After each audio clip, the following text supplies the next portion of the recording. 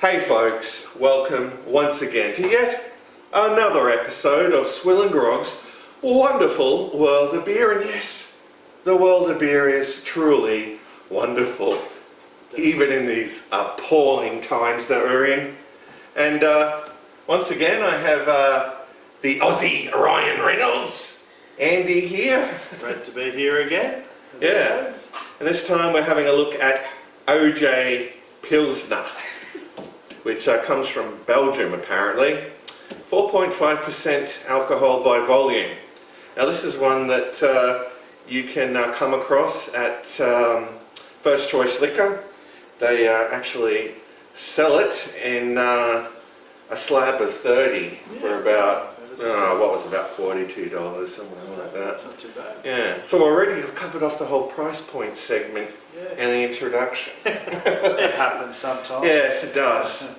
But yeah, I have reviewed another OJ product in the past. They're strong beer. That wasn't too bad from memory, but they've got a lot of variants out there, most of which you can't get in Australia, unfortunately. But this is another one in their product line. So I'm eager to give it a try.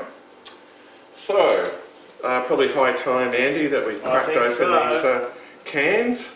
These little 330ml cans. Tiny little fellas, aren't they? Yeah, they really are. Yeah, I'd like to pass a law that no beer can be like less than 400 mils. Yeah, fair call. Yeah. And if they are, the box needs to be bigger. Yeah. Alright, so let's get a look at this one. Pulled them out in these good old Kozel glasses. Yeah, right to the line there.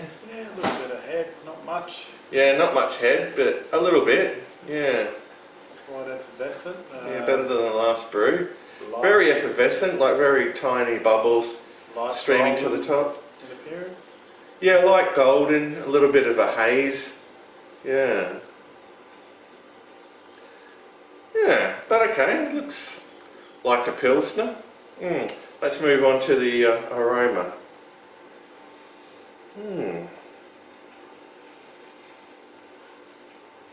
Yeah, getting a hint of sort of toasted sort of grain there. Yeah, very grainy, I feel. There's something else in there as well, maybe a bit of sort of caramelly sweetness as well. That's it. Yeah. Anyway, time for the taste test, folks. Let's dive in. Cheers, Andy. Cheers to you, the audience. Cheers.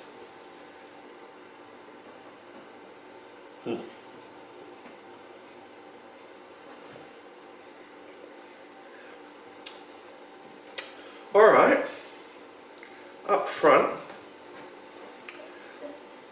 there's a massive hit of a really sort of toasted malt flavour. Toasted malt. That's it. Yeah, which is a little unusual for this Pilsner style, but I'm not minding it actually. You know, it's got some actual character to it. Yeah. Off that first taste, yeah, for sure. And the bitterness is just, well, non-existent. There's nothing. Yeah, there's just no aftertaste. Yeah, exactly. Clean off the palate. Yeah. Yeah. Just no bitterness to speak of whatsoever. Just malt forward, you know, snappy sort of finish. Yeah. Yeah. They've done that well. Hard to fault. Yeah. Yeah. Let's have another gulp.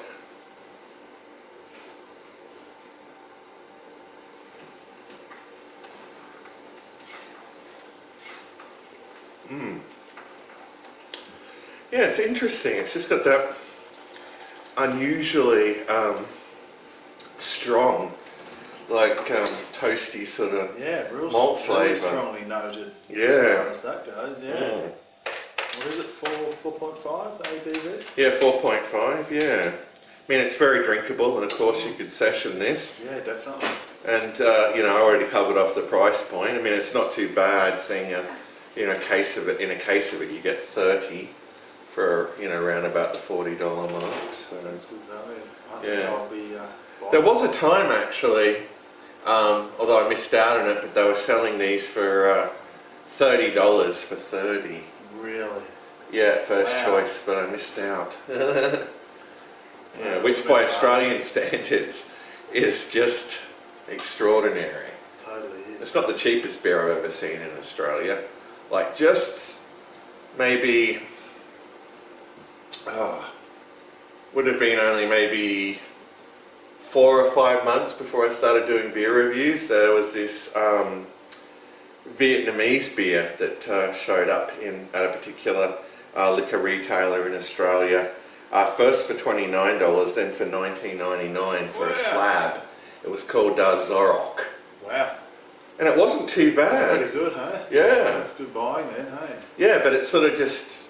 Disappeared off the market. Yeah, it disappeared. Yeah. As they do. As they do. Didn't last for very long, although it was alright, and all of the stock that they got in just, sold like that. Yeah. Obviously wasn't, maybe marketable enough to that certain... I don't know what happened there. It's one of the great mysteries of the universe. As there's many. Yeah. But I would have kept on buying it for $20 a carton. Right, Yeah. that's great buying, but anyway. Alright, so probably, time that we take one final gulp of this. Although I believe we didn't really discuss the body of this. What would you say about the body?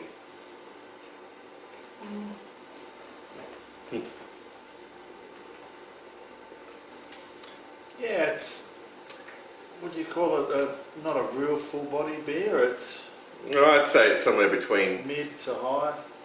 a light and medium, leaning towards medium. Yeah. Yeah. Yeah, it's not bad. I mean, doesn't blow my mind exactly, but I'm hard pressed finding anything really wrong with it. Like that, sort of amped up, malt presence that it has is, it's. Yeah, I enjoy it. I think It's quite enjoyable. Nice flavour to it. It's a little unique. Definitely has its own distinctive taste. Yeah, definitely. All right, well, let's have our one final gulp and give it a score out of 10. Sounds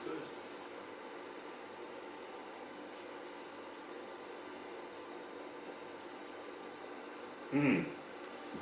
All right, well, all in all, it's not too bad. Very drinkable. Has an interesting taste. That I myself,